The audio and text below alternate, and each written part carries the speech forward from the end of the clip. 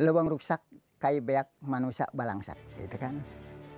Artinya, iyalah, kalau kayu ditebang, hutan ditebang, digundulin, akhirnya mata air nggak ada, hilang.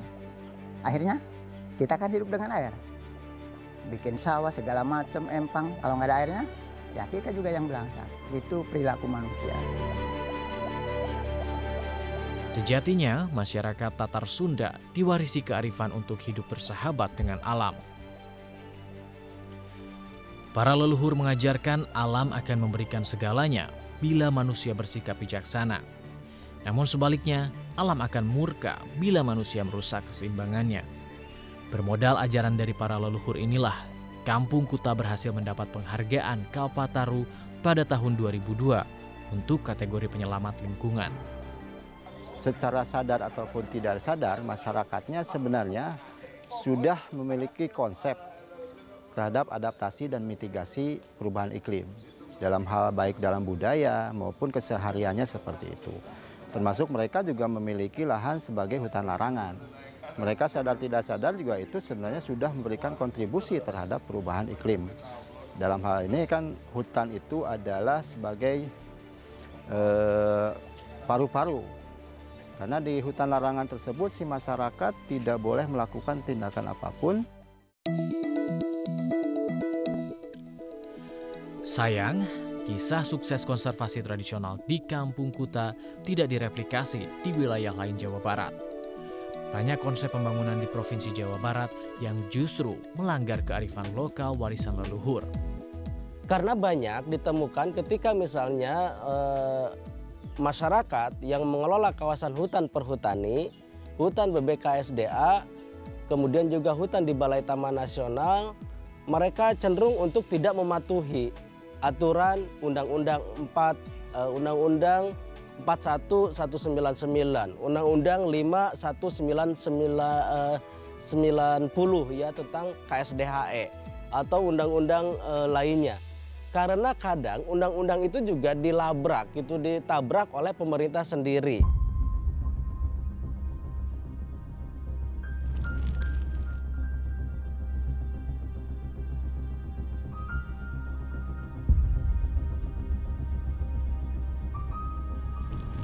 Ada beberapa faktor yang kemudian membuat lahan kawasan hutan kita semakin kritis. Pertama karena pembangunan pertambangan yang juga itu dilakukan di beberapa kawasan hutan. Yang kedua pengembangan bisnis wisata. Karena pembangunan masifnya bisnis wisata yang ada di Jawa Barat juga kadang kemudian mengalih fungsi kawasan hutan, terutama di kawasan hutan produksi dan kawasan hutan konservasi, yang itu masuk dalam taman wisata alam. Yang ketiga, faktor kemudian kenapa kawasan hutan di Jawa Barat semakin menyusut karena praktek perkebunan dan pertanian olah tanah. Dan ini banyak terjadi di kawasan hutan produksi, kawasan hutan lindung dan juga kawasan hutan lainnya. Walhi mencatat Kabupaten Ciamis memiliki kawasan hijau tertinggi di Provinsi Jawa Barat. Kearifan lokal pamali yang terus hidup di tengah masyarakat adat menjadi salah satu faktor penting yang mencegah kerusakan hutan. Pepatah mengajarkan, siapa menanam angin pasti menuai badai. Dampak pembangunan yang tidak ramah lingkungan membuat Jawa Barat menjadi salah satu provinsi rawan bencana. BPBD mencatat 35% bencana alam di Jawa Barat didominasi karena faktor hidrometeorologi seperti banjir. Hutan yang lebat sangat jarang terjadi longsor gitu ya, sangat jarang terjadi longsoran karena dengan hutan lebat dengan banyaknya tegakan maka daya ikat tanah juga kemudian semakin kuat gitu diikat oleh pohon-pohon yang ada. Berbeda dengan kawasan atau wilayah yang tidak ada tegakannya, maka dia rentan sekali untuk terjadi longsor gerakan tanah. Jadi disitulah bagaimana fungsi hutan mencegah bencana. Bukan hanya bencana longsor, bencana banjir, tapi bencana kekeringan. Model-model seperti itu yang kemudian harus diwujudkan. Jadi bagaimana kita mengembalikan lagi nilai adat sistem gitu ya kepada nilai yang dulu sebetulnya sudah dibangun.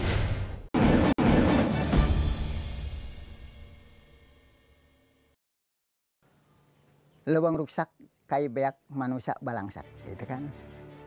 Artinya, iyalah, kalau kayu ditebang, hutan ditebang, digundulin, akhirnya mata air nggak ada, hilang.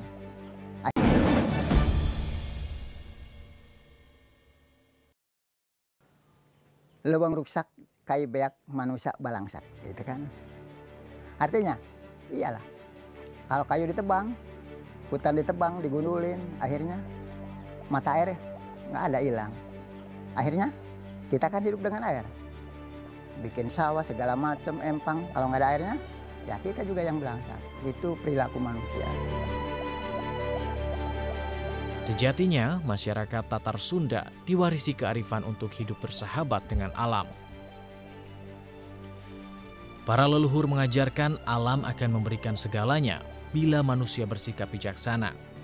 Namun sebaliknya, alam akan murka bila manusia merusak keseimbangannya. Bermodal ajaran dari para leluhur inilah, Kampung Kuta berhasil mendapat penghargaan Kalpataru pada tahun 2002 untuk kategori penyelamat lingkungan. Secara sadar ataupun tidak sadar, masyarakatnya sebenarnya sudah memiliki konsep terhadap adaptasi dan mitigasi perubahan iklim. Dalam hal baik dalam budaya maupun kesehariannya seperti itu. Termasuk mereka juga memiliki lahan sebagai hutan larangan. Mereka sadar tidak sadar juga itu sebenarnya sudah memberikan kontribusi terhadap perubahan iklim. Dalam hal ini kan hutan itu adalah sebagai paru-paru. Karena di hutan larangan tersebut si masyarakat tidak